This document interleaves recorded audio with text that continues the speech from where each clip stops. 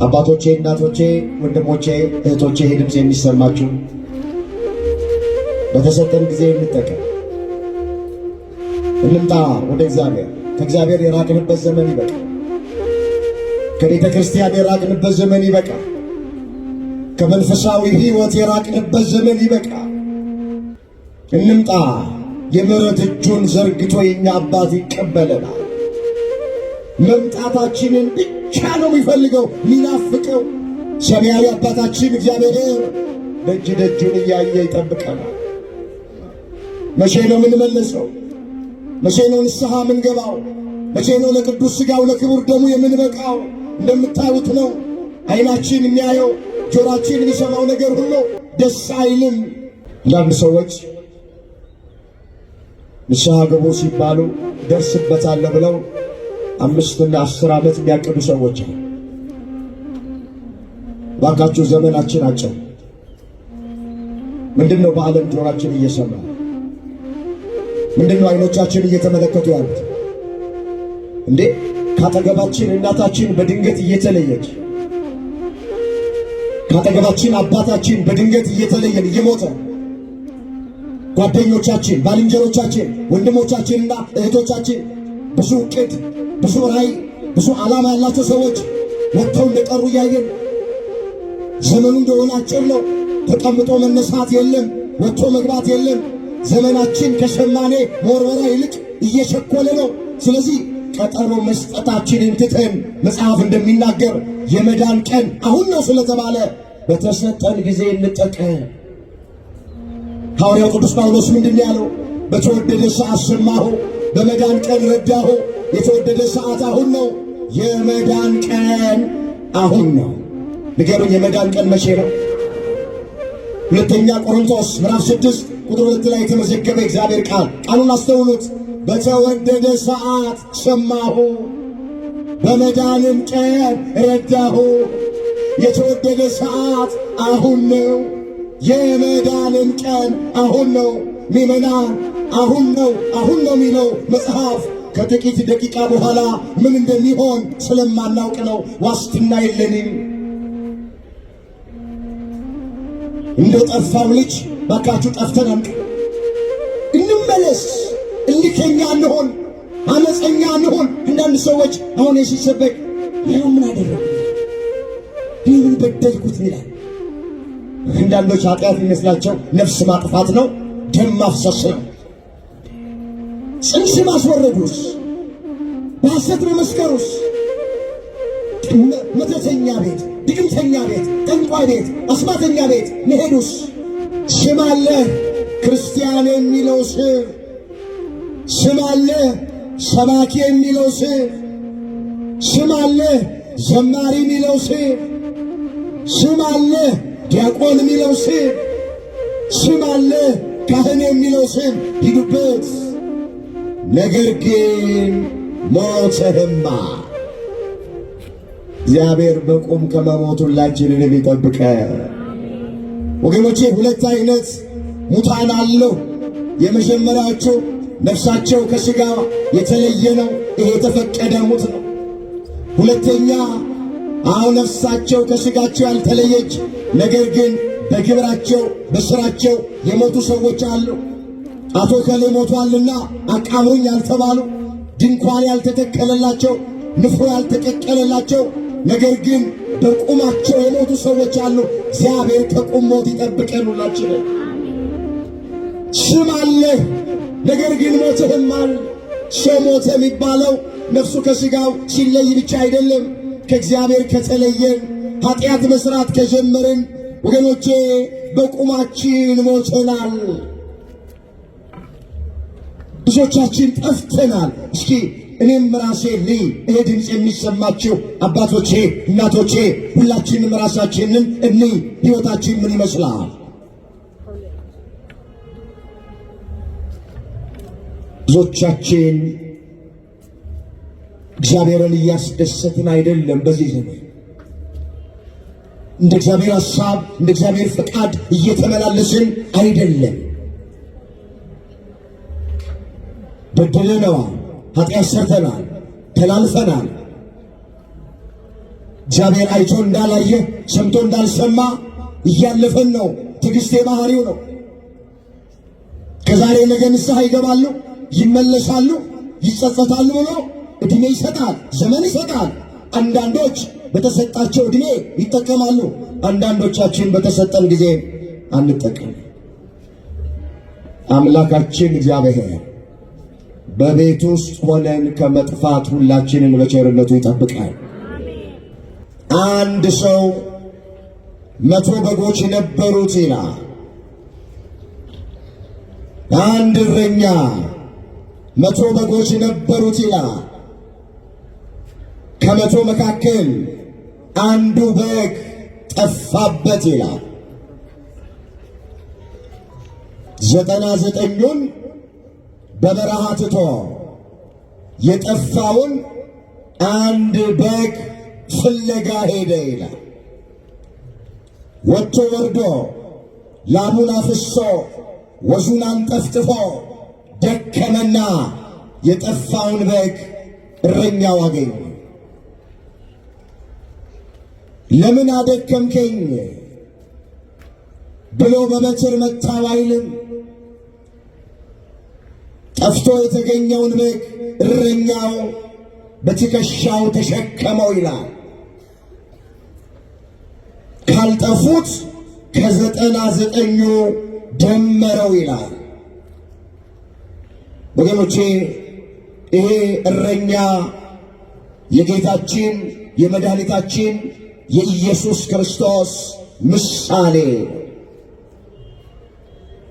100 በግ የተባሉት ሰውና መላእክት ናቸው። ከ100 በግ መካከል እረኛው አንዱ በግ ጠፋበት። የጠፋው በግ አዳም ነው። እረኛው 99 አሉልኝ፣ አንዱ በግ ቢጠፋብኝ አይጎልብኝም አላለም። የጠፋውን አንድ በግ ፍለጋ ጌታችን ኢየሱስ ክርስቶስ ከሰማየ ሰማያት መውረዱ ከእናታችን ከእመቤታችን ከቅድስት ድንግል ማርያም መወለዱ ወደዚህ ምድር የመምጣቱ ምሳሌ ነው። ኢየሱስ ክርስቶስ ወደዚህ ምድር የመጣው የጠፋውን የሰው ልጅ ፍለጋ ነው። እንዲህ ተብሎ እንደተጻፈ በዚህ በሉቃስ ወንጌል በምዕራፍ 19 ቁጥር 10 ላይ የሰው ልጅ የጠፋውን ሊፈልግና ሊያድን መጥቷል ነው የሚለው። የሰው ልጅ የተባለ የድንግል ማርያም ልጅ መድኃኔ ዓለም ኢየሱስ ክርስቶስ። በአንዳንድ ስፍራ ላይ ኢየሱስ ክርስቶስ የሰው ልጅ ተብሎ ይጠራል። ሰው ከሆነች ከሐናና ከኢያቄም ከተገኘች ከድንግል ማርያም ተወልዷልና፣ አዎ የሰው ልጅ እየተባለ ይጠራል። የሰው ልጅ የጠፋውን ሊፈልግና ሊያድን መጥቷል አለ። ወገኖቼ ኢየሱስ ክርስቶስ ወደዚህ ምድር ከመጣባቸው ምክንያቶች መካከል ፊተኛው የመጀመሪያው የጠፋነውን እኛን ሊፈልገን ነው። እንመለስ ወደ ቀደመ ነገራችን። አንድ በግ የጠፋበት እረኛ የተባለ ኢየሱስ ክርስቶስ ነው። ይህ እረኛ በጉን ባገኘው ጊዜ በትከሻው ተሸከመው ነው የሚለው። በምድር ያሉ እረኞች የጠፋን በግ ሲያገኙ በበትር ነው የሚመቱት፣ በዱላ ነው የሚደበድቡት። እንዴት ታደክመኛለህ ብለው ማለት። የእኛ እረኛ ግን ጠፍተን ስንገኝ በትከሻው ነው የሚሸከመን። ስሙ የተመሰገነ ይሁን።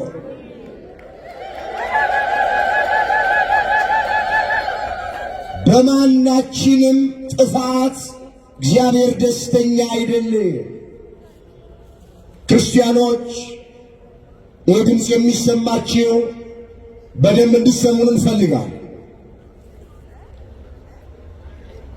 በማንም ሰው ጥፋት እግዚአብሔር ደስተኛ አይደለም። የእግዚአብሔር ዓላማ የሁላችን መዳን፣ የሁላችን የዘላለም ሕይወት እንድንወርስ እሱ ቸር እረኛ ነው፣ መልካም እረኛ ነው። በዚህ በዮሐንስ ወንጌል በምዕራፍ 10 ቁጥር 10 ጀምሮ ስትመለከቱ እንደሚል ቃል ተመዝግቧል። ሌባው ሊሰርቅ፣ ሊያርድ፣ ሊያጠፋ እንጂ ስለሌላ አይመጣም፣ እኔ ግን ሕይወት እንዲሆንላቸው እንዲበዛላቸው መጣኋል። በዚህ ክፍል ውስጥ ሌባው የሚለው ዲያብሎስን ነው። ሌባው ዲያብሎስ ሊሰርቅ፣ ሊያርድ፣ ሊያጠፋ እንጂ ስለሌላ አይመጣም። እኔ ግን አለ መድኃኔዓለም ኢየሱስ ክርስቶስ ሕይወት እንዲሆንላችሁ፣ ሕይወት እንዲበዛላችሁ መጣኋል። እሱ ወደዚህ ምድር የመጣው ሞቶ ሕይወቱን ሊሰጠን፣ እርቃኑን ሆኖ ጸጋውን ሊያለብሰን፣ ቆስሎ ሊፈውሰን፣ ተዋርዶ ሊያከብረን፣ መራራውን ጠጥቶ ጣፋጩን ሊያጠጣን፣ አንገቱን ዘንበል አድርጎ እኛን ቀና ሊያደርገን የመጣው፣ የጠፋነውን ሊፈልገን የመጣው፣ ሲያገኘን ደግሞ ወገኖቼ በቅፉ ያስገባናል፣ በትከሻው ይሸከመናል፣ ይቀበለናል፣ ያከብረናል፣ ጸጋውን ይሰጠናል። እግዚአብሔር አምላካችን ከቤቱ የጠፉትን፣ ከቤቱ የራቁትን፣ ከሃይማኖት የወጡትን በቸርነቱ ወደ ቤቱ እሱ ያቀርበልን፣ እኛንም ከቤቱ አያናውፀን። እንግዲህ በመጀመሪያ በግ የጠፋበት እረኛ ምሳሌ ነው በዚህ ምዕራፍ ውስጥ የምናገኘው። እረኛው የኢየሱስ ክርስቶስ ምሳሌ ነው። በጉ ለጊዜው አዳም ነው፣ ለፍጻሜው ስለ ሁላችን የሚነገር ቃል ነው። ወደ ሁለተኛው እንሂድ። የሉቃስ ወንጌል ምዕራፍ 15 ቁጥር 8 ላይ ወይንም አለ 10 ድሪም ያላት አንድ ድሪም ቢጠፋባት መብራት አብርታ ቤቷን ጠርጋ እስክታገኘው ድረስ አጥብቃ የማትፈልግ ሴት ማናት አለ። ባገኘችውም ጊዜ ወዳጆቿን፣ ጎረቤቶቿን በአንድነት ጠርታ የጠፋው ድሪሜን አግኝቼዋለሁ፣ ከኔ ጋራ ደስ ይበላችሁ ትላቸዋለች። እውነት እላችኋለሁ እንዲሁ ንስሐ በሚገባ በአንድ ኃጢአተኛ በእግዚአብሔር መላእክት ፊት ደስታ ይሆናል። ይሁላችሁ የሉቃስ ወንጌል ምዕራፍ 15 መልእክቱ አንድ ሰው ከጠፋበት ሲገኝ፣ ከራቀበት ሲቀርብ፣ ንስሐ ሲገባ በእግዚአብሔር ዘንድ ታላቅ ደስታ እንደሚሆን ያው የሚያመለክት ታሪክ ነው። ከወደቅንበት ስንነሳ፣ ከረከስንበት ስንቀደስ፣ ከጠፋንበት ስንገኝ፣ ከራቅንበት ወደ እግዚአብሔር ስንቀርብ በሰማይ ያሉ መላእክት ሁሉ ደስ እንደሚላቸው ሚያጠይቅ ታሪክ ነው ይህ ታሪክ። ሁለተኛ ምሳሌ አመጣ። ድሪም የጠፋባት ሴት ታሪክ ምሳሌ አመጣ። 10 ድሪም የነበራት አንዲት ሴት አለ። ከ10ሩ መካከል አንዱ ድሪም ጠፋባታል። ሲጠፋ 9 ድሪም አለኝና ይበቃኛል ብላ እጇን አጣምራ እግሯን አጣጥፋ ቁጭ አላለችም አለ። ቤቱ ውስጥ ቤቱን እየጠረገች ፍለጋ ጀመረች። ባገኘች ጊዜ ጎረቤቶቿን በአንድነት ጠርታ እንዲህ አለች፣ የጠፋው ድሪሜን አግኝቼዋለሁ፣ ከኔ ጋር ደስ ይበላችሁ አለቻቸው። ወገኖች ይሄ ድሪም የጠፋው ከቤት ውጪ ሳይሆን ቤት ውስጥ ነው የጠፋው። ይሄ ምሳሌነቱ ወይም ምስጢሩ ምንድነው ስንል በቤት ውስጥ ሆነው የጠፉ ሰዎችን የሚያመለክት ምሳሌ። ክርስቲያን ሆነን አገልጋይ ሆነን ጠዋት ማታ ወደ መቅደሱ እየገሰገስን ቅዳሴ እያስቀደስን ሰዓታት ማህሌት እየቆምን ኪዳን እያደረስን እየሰበክን እየዘመርን መርሃ ግብር እየመራን ሰንበት ትምህርት ቤት ውስጥ እያገለገልን የጠፋን ሰዎች ምሳሌ። ሴቲቱ ድሪሟ የጠፋባት ከቤት ውጭ አይደለም። ድሪሙ የጠፋባት ቤቷ ውስጥ ነው። ለካ ቤት ውስጥም ሆኖ ወደ መቅደሱ ጠዋት ማታ እየገሰገሱ የጠፉ ሰዎች ለካ አሉ።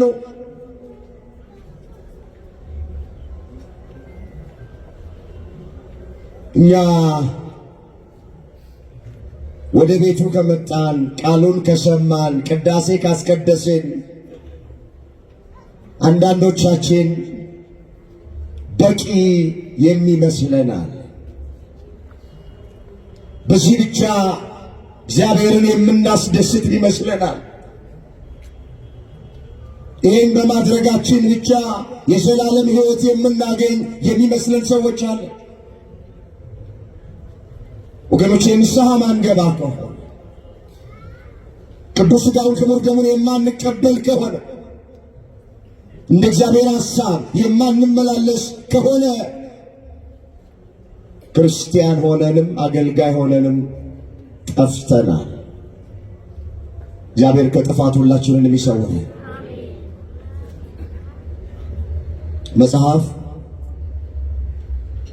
በራድ ወይም ትኩስ እንዳልሆንክ ስራህን አውቃለሁ። በራድ ወይም ትኩስ ብትሆን ጥሩ ነበረ፣ እንዲሁ ለብ ብለህ አስቸግረኸኛል ይላል ራዕየ ዮሐንስ ምዕራፍ 3 ቁጥር 15 ላይ የተመዘገበ ቃሉን አስተውሉት።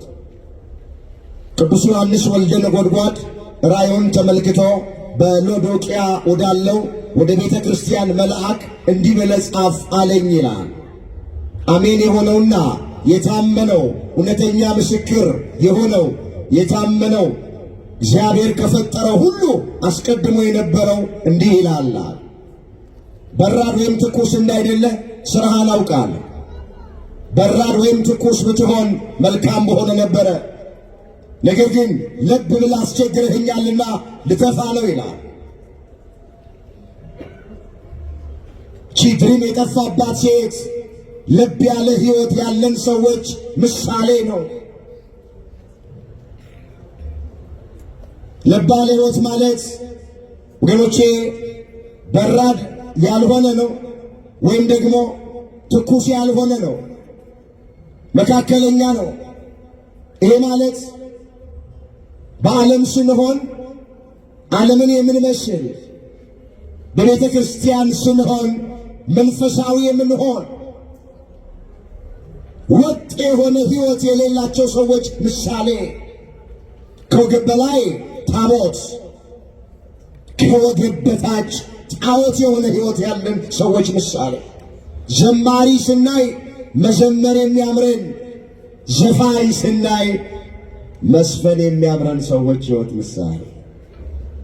ብዙዎቻችን እንደዚህ ነን። ከቦታ ጋር የሚመሳሰሉ ሰዎች አሉ። ወገኖቼ ድሪሟ የጠፋባት ሴት በቤቷ ውስጥ እንደጠፋ ቤት ውስጥ ሆነን እግዚአብሔር ቤት ውስጥ ሆነን የጠፋን ሰዎች አሉ። እነዚህን ሰዎች መምከር ወገኖቼ፣ እነዚህን ሰዎች ማስተማር በጣም ከባድ ነው። አንተን እኔን የምታስተምረኝ ይሏቸዋል። እኔ እኮ ይሄ ቤተ ክርስቲያን ሲታነጽ ድንጋይ ቀበልኩት እኔ ነኝ ይሏቸው። ይሄ ቤተ ክርስቲያን ሲታነጽ ውሃ አጠጥቼ የነበርኩት እኔ ነኝ ይሏቸው። ሕንፃ አሰሪ ኮሚቴ ውስጥ እኔ ነበርኩ ይሏቸው። ጥርሴን የነቀልኩት እዚህ ነው ይሏቸው። ትናንትና አንተ መጥተህ እኔን እንዴት ታስተምረኛለህ ይሏቸዋል። በቤቱ ውስጥ ሆነው የጠፉ ሰዎች እጅግ አስቸጋሪ ሰዎች ናቸው። ድሪማ የጠፋባት ሴት በቤት ውስጥ ሆነን የጠፋን ሰዎችን ሊያመለክት ምሳሌ ነው። ቅዱስ ዮሐንስ ወልደ ነጎድጓድ በሌላ ስፍራ ላይ እንዲህ ብሎ ተናግረዋል። ራዕየ ዮሐንስ ምዕራፍ 3 ቁጥር 2 ላይ ሥራህን አውቃለሁ ይለዋል። በሰርዴስ ላለው የቤተ ክርስቲያን መልአክ ነው ለጊዜው የተጻፈ። ሥራህን አውቃለሁ፣ ሕያው እንደመሆን ስም አለ፣ ነገር ግን ሞተህማል ይለዋል። ስም አለ ክርስቲያን የሚለው ስም አለ ሰባኪ የሚለው ስም አለ ዘማሪ የሚለው ስም አለ ዲያቆን የሚለው ስም አለ ካህን የሚለው ሂዱበት። ነገር ግን ሞተህማ። እግዚአብሔር በቁም ከመሞት ሁላችንን የሚጠብቀ ወገኖቼ፣ ሁለት አይነት ሙታን አለው። የመጀመሪያዎቹ ነፍሳቸው ከሥጋ የተለየ ነው። ይሄ የተፈቀደ ሙት ነው። ሁለተኛ ነፍሳቸው ከሥጋቸው ያልተለየች ነገር ግን በግብራቸው በሥራቸው የሞቱ ሰዎች አሉ። አቶ ከሌ ሞቷልና አቃብሩኝ ያልተባሉ፣ ድንኳን ያልተተከለላቸው፣ ንፍሮ ያልተቀቀለላቸው ነገር ግን በቁማቸው የሞቱ ሰዎች አሉ። እግዚአብሔር ከቁም ሞት ይጠብቀን ሁላችንን። ስም አለህ ነገር ግን ሞተህማል። ሰው ሞተ የሚባለው ነፍሱ ከሥጋው ሲለይ ብቻ አይደለም። ከእግዚአብሔር ከተለየን ኃጢአት መስራት ከጀመርን ወገኖቼ በቁማችን ሞተናል። ብዙዎቻችን ጠፍተናል። እስኪ እኔም ራሴ ይሄ ድምፅ የሚሰማችሁ አባቶቼ፣ እናቶቼ ሁላችንም ራሳችንን ሕይወታችን ምን ይመስላል?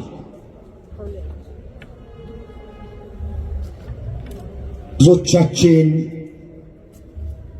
እግዚአብሔርን እያስደሰትን አይደለም። በዚህ ዘመን እንደ እግዚአብሔር ሐሳብ እንደ እግዚአብሔር ፈቃድ እየተመላለስን አይደለም። በደለናል፣ ኃጢአት ሰርተናል፣ ተላልፈናል። እግዚአብሔር አይቶ እንዳላየ ሰምቶ እንዳልሰማ እያለፈን ነው። ትዕግሥት የባህሪው ነው። ከዛሬ ነገ ንስሐ ይገባሉ፣ ይመለሳሉ፣ ይጸጸታሉ ብሎ ዕድሜ ይሰጣል፣ ዘመን ይሰጣል። አንዳንዶች በተሰጣቸው ዕድሜ ይጠቀማሉ። አንዳንዶቻችን በተሰጠን ጊዜ አንጠቀም። አምላካችን እግዚአብሔር በቤት ውስጥ ሆነን ከመጥፋት ሁላችንን በቸርነቱ ይጠብቃል። በተለወጠ ማንነት እሱን እንድናገለግለው እግዚአብሔር ለሁላችንም በቸርነቱ ይፍቀድልን። ወገኖቼ በቤተ ክርስቲያን ውስጥ የምንገለገልባቸው ነዋየ ቅድሳት በሙሉ ተለውጠው ነው አገልግሎት የሚሰጡት። ሳንለወጥ አገልግሎት የምንሰጠው እኔና እናንተ ነን። ብዙ ነዋየ ቅድሳት አሉ አይደል? በቤተ መቅደሳችን ውስጥ ካህናት ለአገልግሎት የሚጠቀሙባቸው መናጫዎች አሉ፣ የሚታጠቡባቸው። ሸንና ብርት አለ። ዲያቆኑ ክቡር ደሙን የሚያቀብልበት እርፈ መስቀል አለ።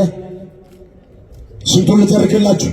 እነዚህ ሁሉ ንዋየ ቅድሳት መጀመሪያ የሚገዙት ከመርካቶ ነው።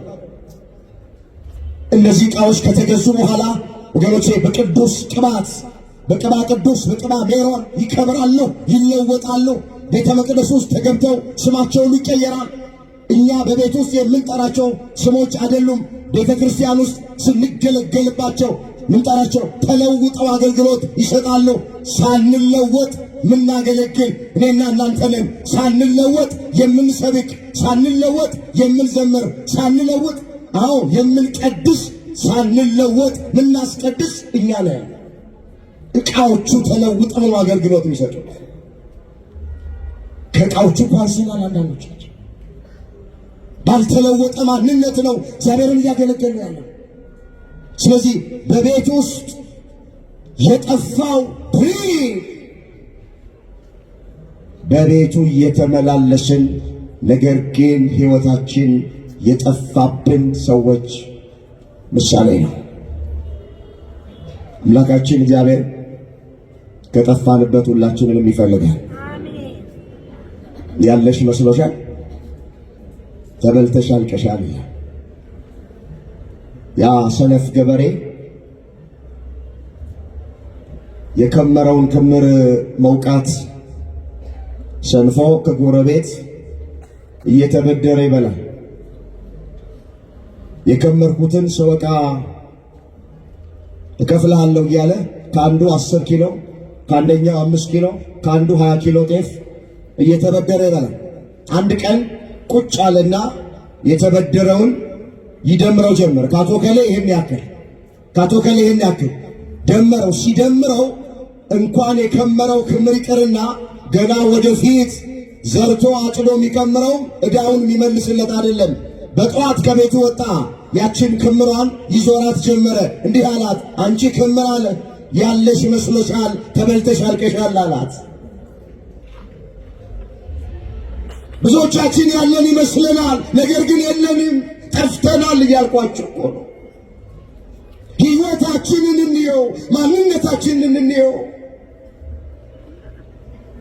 እንደውም ያልጠፋ ነው እኛ ወገኖቼ ከእግዚአብሔር ምሕረት የተነሳ ነው። ርኅራኄው ስለማያልቅ ነው እንጂ እንደ ሥራችን ቢሆን እንደ ግብራችን ቢሆን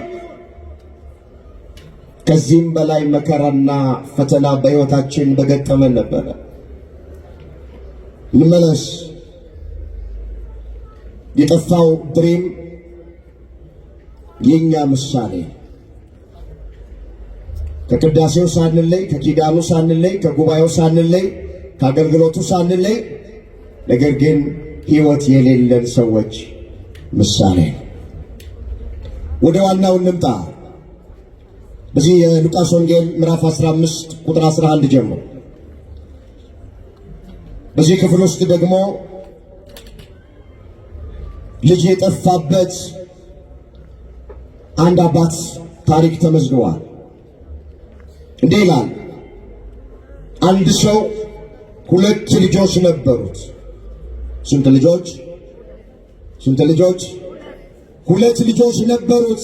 ከነርሱም ታናሹ አባቱን አባቴ ሆይ ከገንዘብህ የሚደርሰኝን ክፍል ስጠኝ አለው። ገና አባቱ ሳይሞት ውርስ ጠየቀ።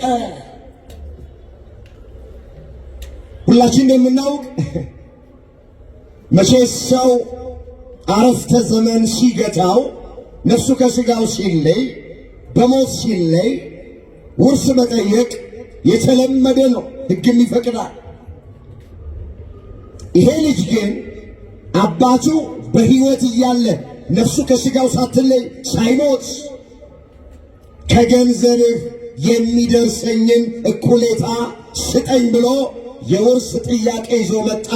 ያውም ታናሽየው ልጅ ታላቁ እያለ ታናሹ ብዙ ጊዜ ይባላል። እንግዲህ ምን ያህል እርግጠኛ እንደሆነ ባላውቅም ቤት ውስጥ ከታላቆች ይልቅ ታናሾች ያስቸግራሉ ይባላል። ታናሹ ድርሻዬን ስጠኝ ብሎ አባቱን ግድ አለው። ሲወጣ ሲገባ፣ ሲቀመጥ ሲነሳ ይጨቀጭቀው ጀመረ። ልጅ አባቱን። አባት እኮ አልተቆጣውም። አባት ፊቱን አላጠቆረበትም። አባት ከሌላኛው ልጁ አልለየውም። ምንም አላደረገውም። እንዲሁ ተነስቶ በጥጋቡ ከገንዘብ ድርሻዬን ስጠኝ ብሎ ግድ አለው አባቱ። አባትየውም እንዲህ አለው ይላል፣ ገንዘብህን እከፍልሃለሁ ታገስ ብለዋል። ልጁ ግን ሊታገስ አልቻለም። ከጥቂት ቀንም በኋላ ታናሽ ልጁ ገንዘቡን ሁሉ ሰብስቦ ወደ ሩቅ ሀገር ሄደ። ከዚያም እያባከነ ገንዘቡን በተነ። ድርሻውን ተቀብሎ ከአባቱ ቤት ወጣ። ከሞቀ ከደመቀ ምግብ ከተረፈበት ሁሉ ከሞላበት ከአባቱ ቤት ውስጥ ይሄ ልጅ በጥጋቡ ወጣ። ሩቅ አገር ሄደ። ገንዘቡን ሲበላ ሲጠጣ ከዘዋሪና ከአዝማሪ ጋር ከጋለሞታ ጋር የተካፈለውን ገንዘብ የተሰጠውን ገንዘብ አባከነ። ገንዘብ ካልሰሩበት ስር የለውም፣ ያልቃል፣ አለቀበት። ይራብ ጀመረ ይላል። ገንዘቡ አለቀ። ገንዘቡ ካለቀ በኋላ ረሃብ ገጠመ ይሄ ልጅ። ስንቶች ናቸው አሁን ከአባታቸው ከእግዚአብሔር ቤት ወጥተው ሰላም የሚራቡት፣ ደስታ የሚራቡት፣ እረፍት የሚራቡት፣ እርካታን የተራቡት የሚጨነቁት? ይሄ ልጅ ከአባቱ ቤት ወጥቶ አልተጠቀመም፣ ደስተኛ መሆን አልቻለም። ተራበ፣ ተጠማ፣ ይጨነቅ ጀመረ ይላል። ስንት ወንድሞቻችንና እህቶቻችን ናቸው ከቤተ ክርስቲያን ወጥተው አሁን እየባከኑ እየተቀበዘበዙ እየተጨነቁ ያሉት? ወገኖቼ ከቤተ ክርስቲያን ርቀን ከሃይማኖት ወጥተን ከመንፈሳዊ ሕይወት ተለይተን ምንም ነገር ቢኖረን በሕይወታችን ደስተኛ መሆን አንችልም። ምንም ብዙ ገንዘብ ልንቆጥር እንችላለን። በአማረ ቤት ውስጥ ልንኖር እንችላለን። ዘመነኛ መኪና ልናሽከረክር እንችላለን። በቀን 2-3 ጊዜ ልብሳችንን ልንቀይር እንችላለን። የላመ የጣመ ልንበላ እንችላለን። ሰው ከአባቱ ቤት ወጥቶ ከእግዚአብሔር ርቆ ከመንፈሳዊ ሕይወት ወጥቶ ደስተኛ መሆን አይችልም። ደስታ ያለው እግዚአብሔር ጋር ነው። ሰላም ያለው እግዚአብሔር ጋር ነው። እረፍት ያለው እግዚአብሔር ቤት ነው። አሁን ያላችሁን ሰላም እስኪ አስተውሉት ኦርቶዶክሳውያን። እግዚአብሔር ቤት ውስጥ ቃሉን ስንሰማ ለክብሩ ስንዘምር ያለንን ሰላም፣ ያለንን ረፍት፣ ያለንን ደስታ አስቡት። ይህን ሰላም የትም ብትሄዱ አታገኙት። ሰው እንዴት ከሰላም ቤት ይወጣል? ሰው እንዴት ከእረፍት ቤቱ እርካታ ከሚያገኝበት ቤቱ ከሚረጋጋበት ቤቱ እንዴት ይወጣል? መጽሐፍ እንደዚህ ይላል። እዛ ትንቢተ ሐጌ ምዕራፍ 2 ቁጥር 9 ላይ ከፊተኛው ቤት ይልቅ የዚህ የሁለተኛው ቤት ክብር ይበልጣል አለና በዚህ ስፍራ ሰላሜን እሰጣችኋለሁ። ምንን እሰጣችኋለሁ? ምንን እሰጣችኋለሁ? እግዚአብሔር እውነተኛ የሆነውን ሰላም ለሁላችንም ይስጥ። ወገኖቼ ሰላም ያለው እግዚአብሔር ቤት ውስጥ ነው። ባካችሁ ሰላም ያለው ከቃሉ ነው። እረፍት ያለው እግዚአብሔር ጋር ነው። አሁን ቃሉን ስንሰማ ያለን እረፍት፣ ያለን ደስታ ምን አለ መጽሐፍ? ቃል ተገኝቷል እኔም በልቼዋለሁ። አቤቱ የሰራዊት ጌታ እግዚአብሔር ሆይ ቃልህ የልብ ደስታና ሰላም ሆነኝ አለ ነቢዩ ሲናገር ዛ ኤርምያስ 15 ቁጥር 16 ላይ የተጻፈ እግዚአብሔር ቃል። እስኪ አብረን እንበለው ቃሉን። የእግዚአብሔርን ቃል የሚናገር አንደበት ይባረካል። ከኔ ቀጥላችሁ እስኪ ተናገሩ። ቃልህ በሉ እስኪ። ቃልህ ተገኝቷል እኔም በልቼዋለሁ። አቤቱ የሰራዊት ጌታ እግዚአብሔር ሆይ ቃልህ የልብ ሰላምና ደስታ ሆነ። ምን ሆነ? ደስታ የሚገኘው ከማን ቃል ነው? ሰላም የሚገኘው ከማን ቃል ነው? እረፍት የሚገኘው ከማን ቃል ነው? ምስክሮቹ እኛ ነን ምስክሮቹ። ሌላ ምስክር እንዳትፈልግ። ይኸው ሰላም፣ ምን አይነት ሰላም እንዳላችሁ አስተውሉ። አሁን እኮ እዚህ የሚጨነቅ ገና ወደ መቅደሱ ስንገባ ወንጌል ተሰብኮ ይቀርና ዝማሬ ምስጋና ሲቀርብ ሰምተን ይቀርና ገና ወደ እግዚአብሔር ቤት ውስጥ ስንገባ ከትከሻችን ላይ የሆነ ሸክም ይራገፋል። እውነት ሐሰት? መስክሩ ኦርቶዶክሳውያን፣ እውነት ሐሰት? እውነት።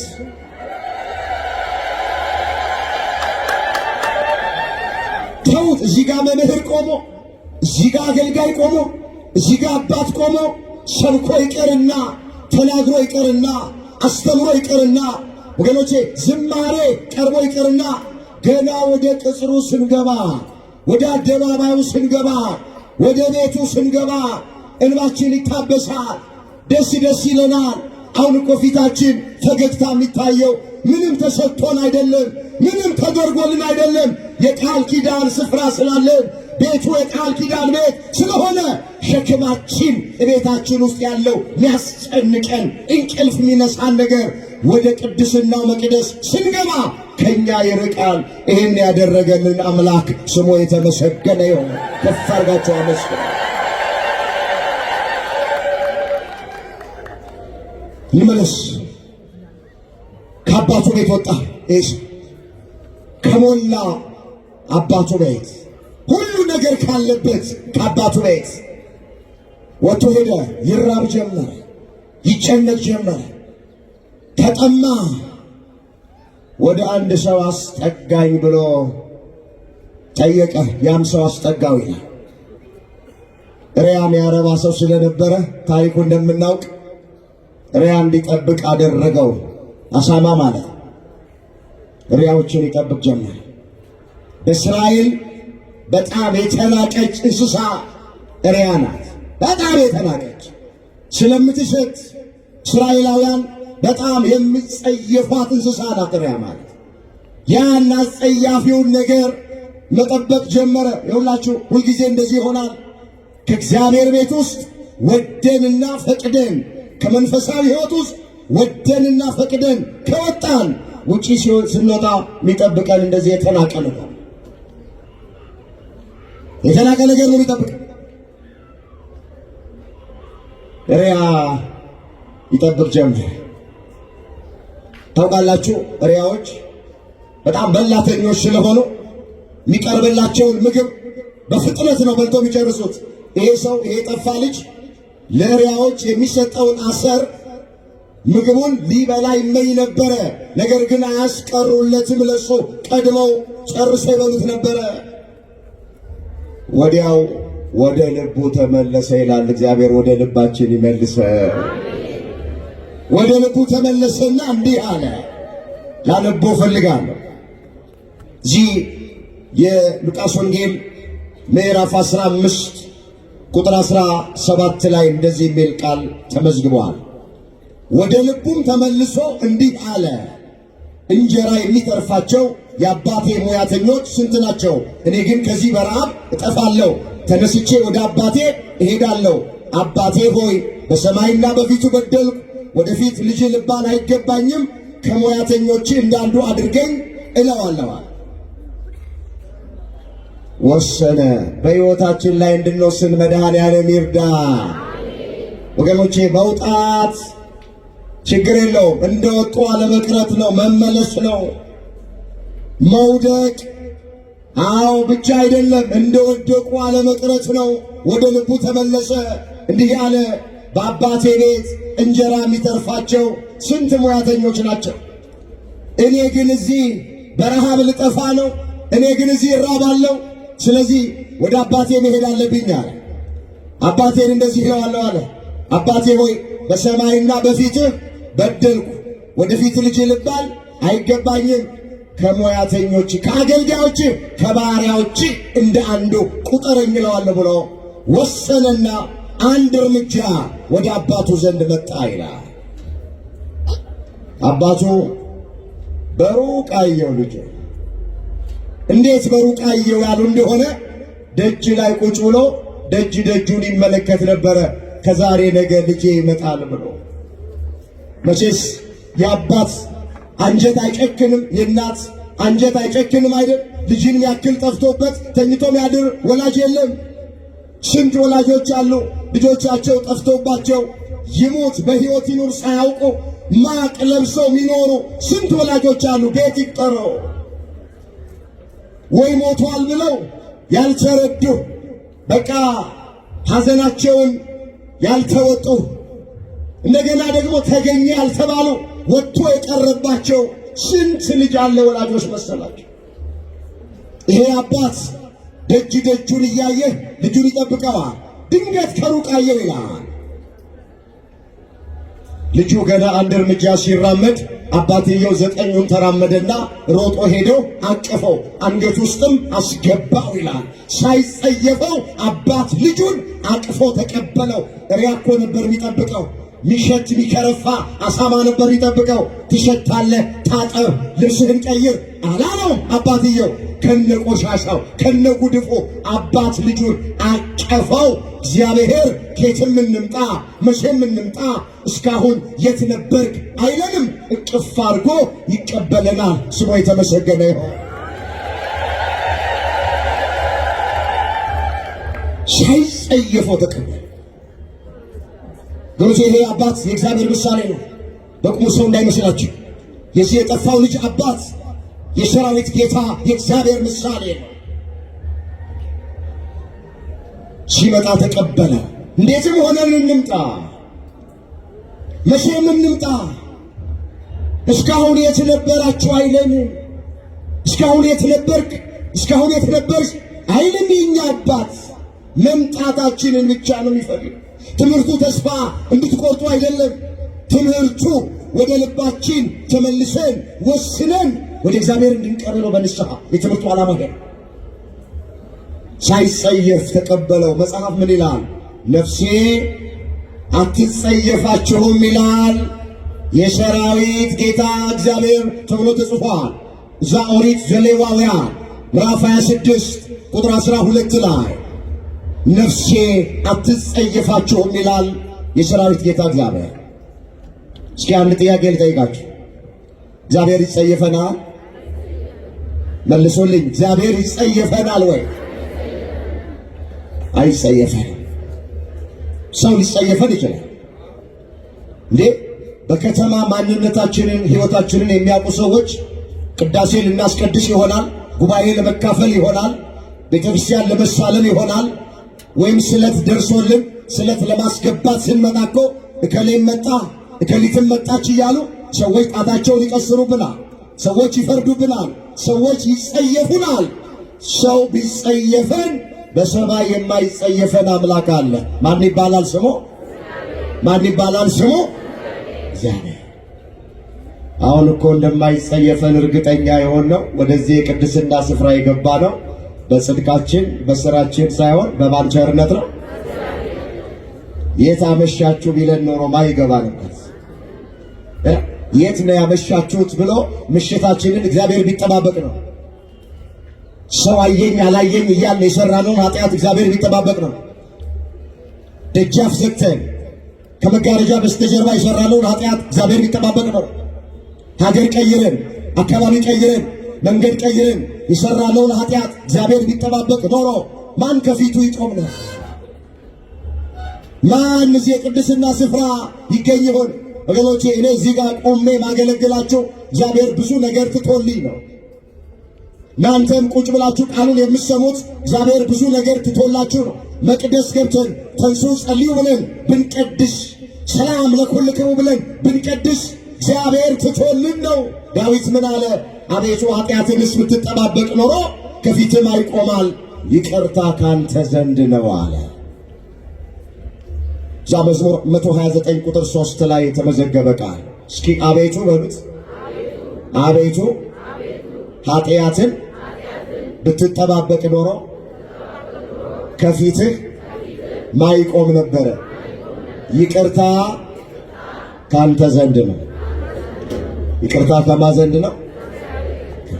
አይቶ እንዳላየ ሰምቶ እንዳልሰማ እያለፈ ትዕግስት የባህሪው ስለሆነ በማንም ሰው ጥፋት እግዚአብሔር ደስተኛ ስላልሆነ መዳናችንን ስለሚፈልግ ያልፈናል፣ ይታገሰናል፣ ዝም ይለናል። እንመለስ። ልጁ ሲመጣ ከሩቅ አየ አባቱ። መንገዱን አጋምሶ ዘጠኙን ተራምዶ የጠፋውን ልጅ ተቀበለው። እጁን ዘርግቶ ተቀበለው። አሁን እኛ በሰውኛው ልጃችን ጠፍቶ ፈልገን አስፈልገን ቢገኝ ምንድነው የምናደርገው? ያው እንደ ቤታችን ልማድ ምናረገው እናረጋለን። ይሄን ያክል እንዴት ታስጨንቀኛለህ? ስንት ያስጨንቀኝ ነገር እያለ አንተ ደግሞ እኔን ታስጨንቃለህ ብለን የምንቀበለው በዱላ ነው፣ በቁጣ ነው፣ በግልምጫ ነው። ይሄ አባት ግን እንደዚህ አይነት አባት አይደለም። ገንዘቡን አባክኖ እኮ ነው፣ በጥጋቡ ከቤት የወጣ እኮ ነው። አባቱን ያሳዘነ አንገቱን ያስደፋ እኮ ነው። ግን ሲመለስ እንክብካቤ ያደረገለት።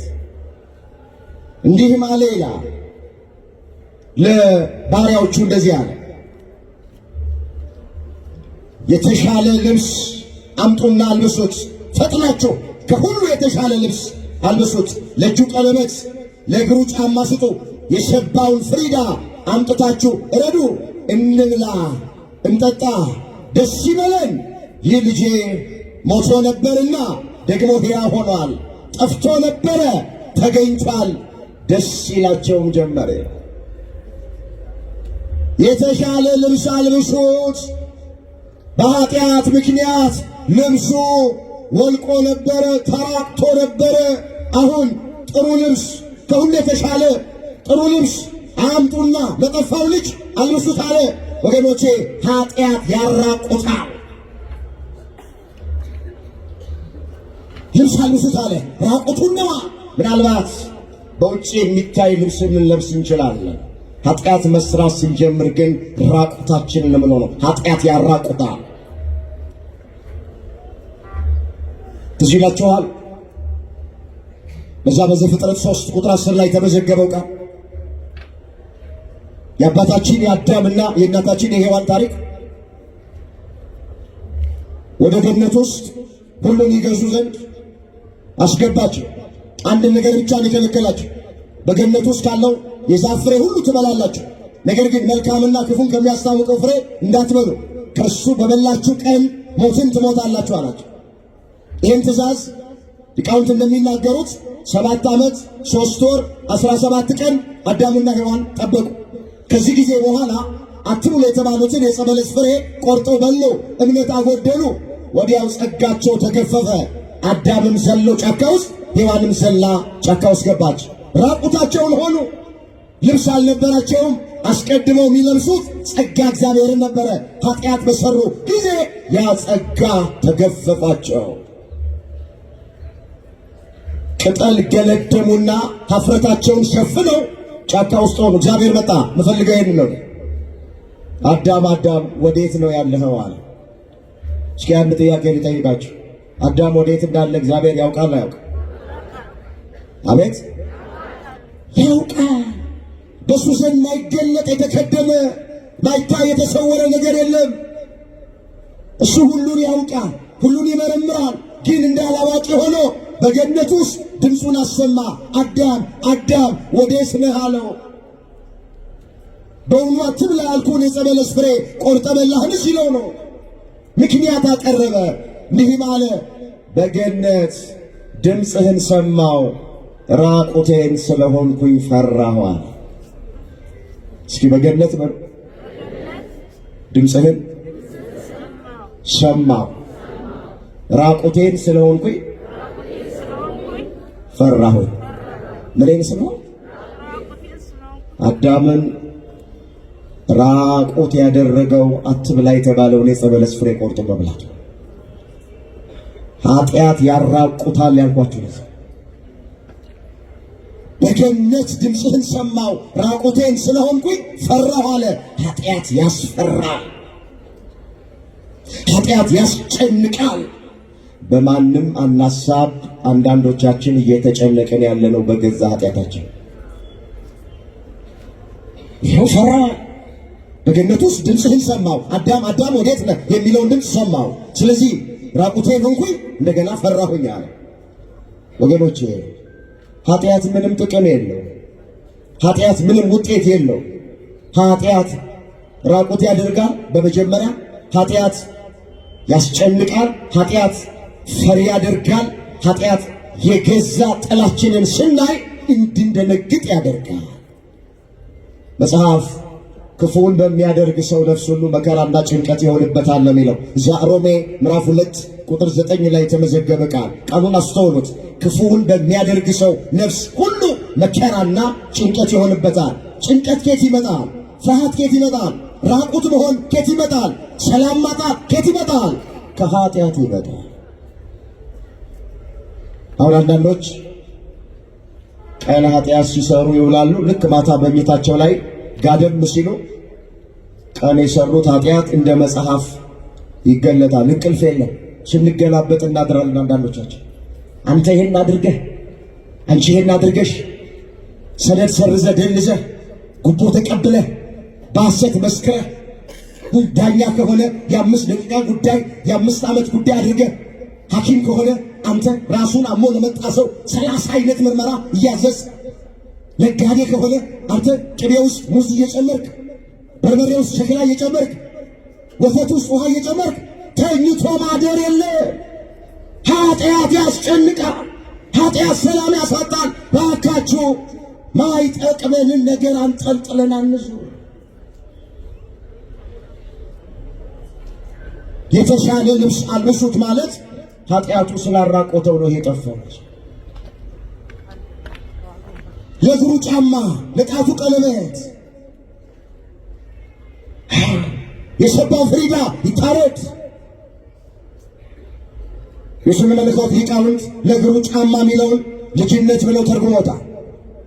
የሰባው ፍሪዳ ይታረድ የሚለውን ቅዱስ ሥጋውን ክቡር ደሙን የሚያመለክት ነው ይሉታል።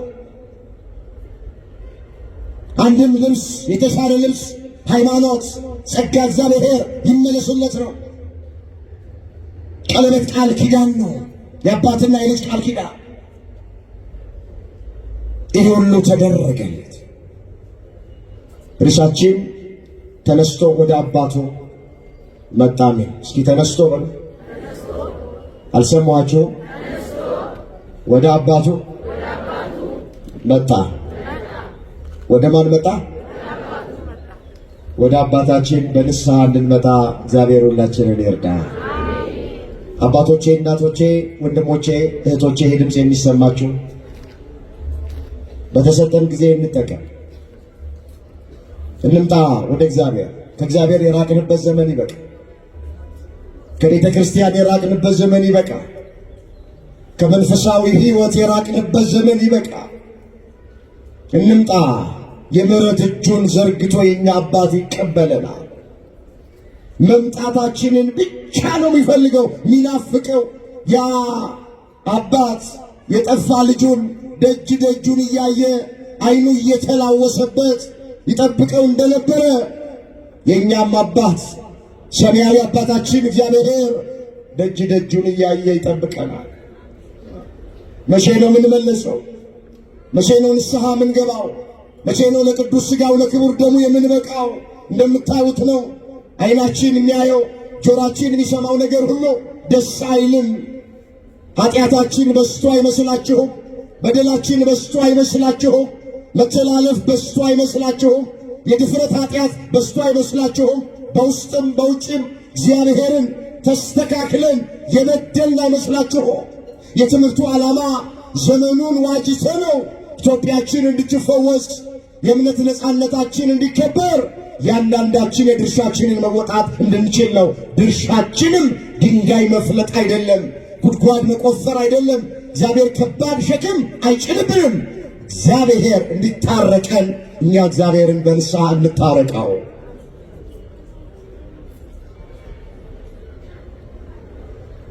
አንዳንድ ሰዎች ንስሐ ገቡ ሲባሉ ደርስበታለሁ ብለው 5 እና 10 ዓመት የሚያቅዱ ሰዎች አሉ። ባካችሁ ዘመናችን አጭር።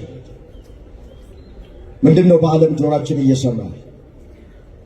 ምንድነው አይኖቻችን እየተመለከቱ ያሉት? እንዴ ካጠገባችን እናታችን በድንገት እየተለየች፣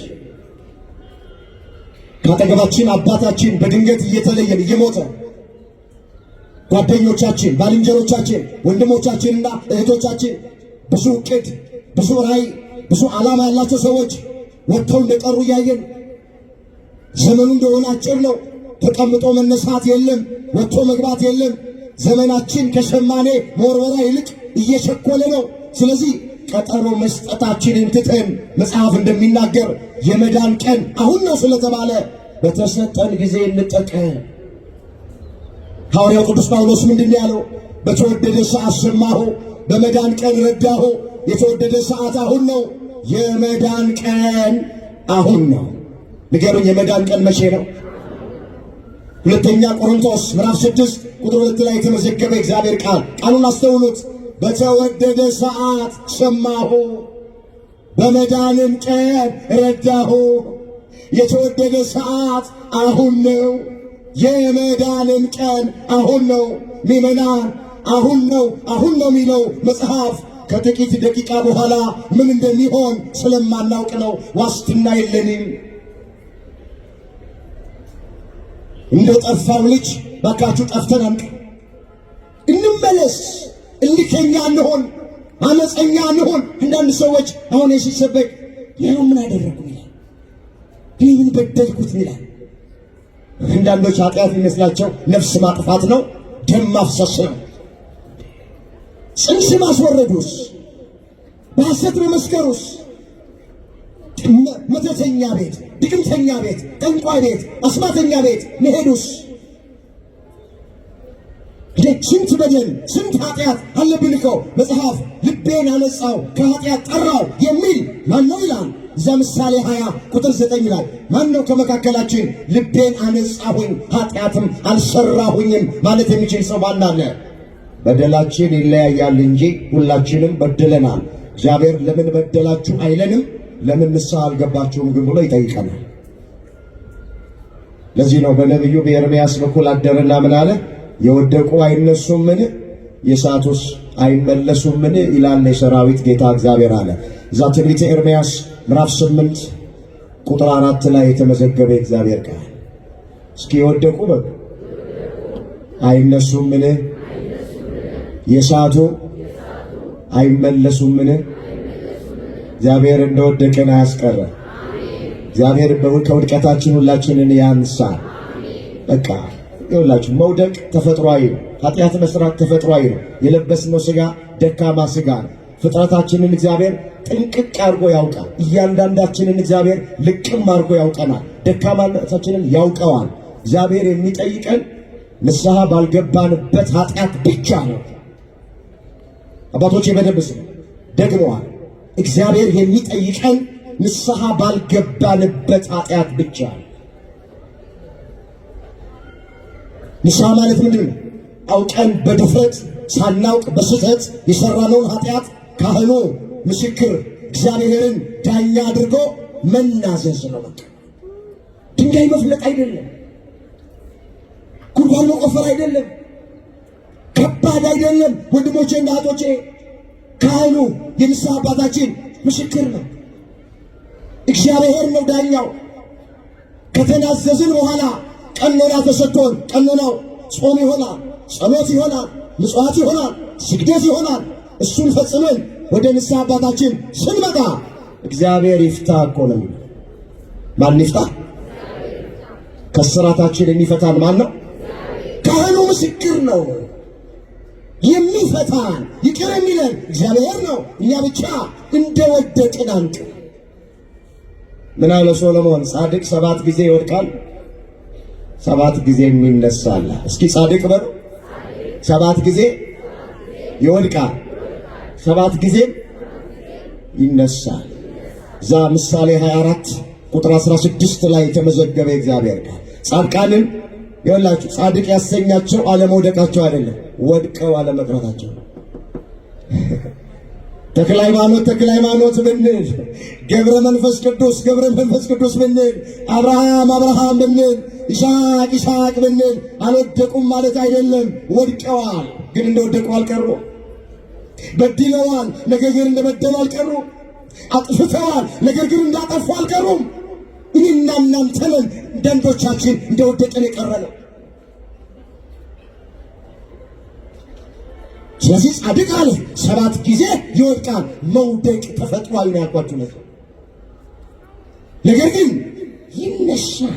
በንስሐ ይነሳል፣ በጾም በጸሎት ይነሳል፣ በእንባ ይነሳል። ይህ የጠፋ ልጅ እንደጠፋ አልቀረም። ከጠፋበት ተገኘ፣ ወደ አባቱ ተመለሰ። አባቱም በብዙ ክብር ተቀበለው። ይሄ እኛ ንስሐ ስንገባ ወደ እግዚአብሔር ስንመለስ የሚደረግልን ክብር ነው። አሁን ያለው አንድ ቃል አይቼ ትምህርት የልጠቅ መምጣታችንን ብቻ እግዚአብሔር ይፈልግ። እንዴትም ሆነን ብቻ እንምጣ፣ እሱ ይቀበለናል። መጽሐፍ ወደ እኔ የሚመጣውን ከቶ ወደ ውጪ አላወጣውም። የዮሐንስ ወንጌል ምዕራፍ 6 ቁጥር 37 አብራችሁኝ እንድትሉ በእግዚአብሔር ፍቅር ጠይቃችኋል። ወደ እኔ የሚመጣውን ከቶ ወደ ውጪ አላወጣውም። ምን አልለው? ከዚህ በላይ ምንም ያሳርፍ ቃል ወደ እኔ የሚመጣውን በንስሐ ወደ ውጪ አላውጣው። ወደ ውጪ ወደ ሲኦል አላውጣው። ወደ እኔ የሚመጣውን በጾም በጸሎት ወደ ውጪ ወደ ገሃነመ እሳት አላውጣው፣ አንጥለው። ይኸውላችሁ እኛ ራሳችንን እስካልጣልን ድረስ አውጥተን እግዚአብሔር ማንንም ሰው አይጥልም። ችግራችን እኛ በራሳችን ላይ እስካልጨከንን ድረስ እግዚአብሔር በማንም ሰው ላይ አይጨክንም። እኛ በራሳችን ላይ ተስፋ እስካልቆረጥን ድረስ እግዚአብሔር በእኛ ላይ ተስፋ አይቆርጥም። አሁን የሚያስተምረን እኮ እግዚአብሔር በእኛ ላይ ተስፋ ስላልቆረጠን እንደወደቀን እንዳንቀርበት፣ እንደተጣልን እንዳንቀርበት፣ እንድንመለስ ከእሱ ጋር ለዘላለም እንድንኖር ነው እየጠራን ነው። እናንተ ደካሞች ሸክም የከበደባችሁ ሁሉ ወደ እኔ ነው። አዎ ኃጢአት አድክሞናል፣ ባለቤቱ ያውቃል። ኑሮ አድክሞናል፣ እግዚአብሔር ያውቃል። በሽታ አድክሞናል፣ እግዚአብሔር ያውቃል። እናንተ ደካሞች ሸክማችሁ የከበደባችሁ ሁሉ ወደ እኔ ኑ። ለምን ስንለው እኔ ያሳርፋችኋለሁ። ደካማ ነንና እግዚአብሔር ሁላችንን ያሳርፈ። ማቴዎስ 11 ቁጥር 28 በምን ውስጥ ብትሆኑ ወንድሞቼ እህቶቼ ተስፋ እንዳትቆርጡ። ጠላታችን ዲያብሎስ ኃጢአት ያሰራናል፣ ከዛ ተስፋ ያስቆርጠናል። ያንቺ ነገር አበቃ፣ ያንተ ነገር አበቃ ይላል። እግዚአብሔር ደግሞ የተቆረጠ ተስፋችንን ይቀጥላል። ስለዚህ መዳናችንን የሚፈልግ ነውና ወደሱ በንስሐ እንደጠፋው ልጅ እንድንመለስ በሰማይም ታላቅ ደስታ እንዲሆን የአምላካችን የእግዚአብሔር ቅዱስ ፈቃዱ ይሆንልን። ተነስቶ ወደ አባቱ መጣ። ርዕሳችን ይሄ ነው። ያስተማረን፣ የመከረን፣ የገሰጸን የአባቶቻችን አምላክ እግዚአብሔር ስሙ ለዘላለም የተመሰገነ ይሁን። ድንግል ማርያም ጣዕሟን በአንደበታችን ፍቅሯን በልባችን ትጨምርብን። የሁላችንን መጨረሻ እግዚአብሔር ያሳል።